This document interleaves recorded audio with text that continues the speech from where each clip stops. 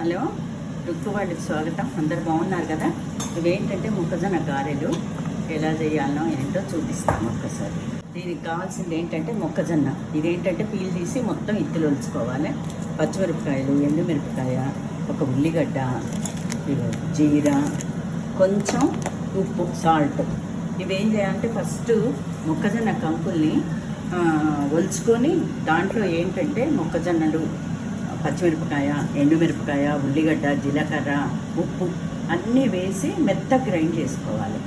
మెత్తగా గ్రైండ్ చేసుకున్న తర్వాత ఒక బౌల్లో తీసుకొని ఒక బౌల్లో పిండి ఇలా తీసుకుంటూ ఇట్లా అవుతుంది. మొత్తం మిక్సీ అయిన తర్వాత తీసుకొని తర్వాత గిన్నెలో కొంచెం నీళ్లు తీసుకోవాలి.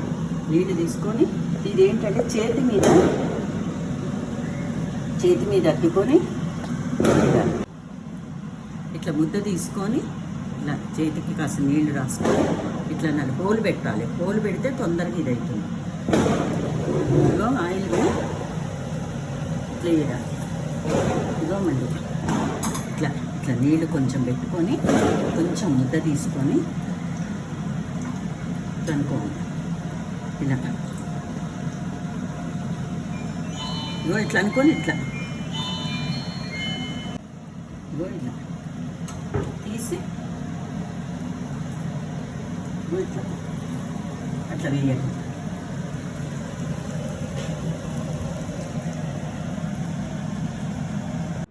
ఇవి చాలా బాగా వచ్చినాయి చూడండి. ఇగో గారెలు ఇగో ఇలా దింపుకొని ఇగో బాగా టేస్ట్ అయ్యాయి. చూడండి ఎంత బాగుంటాయో.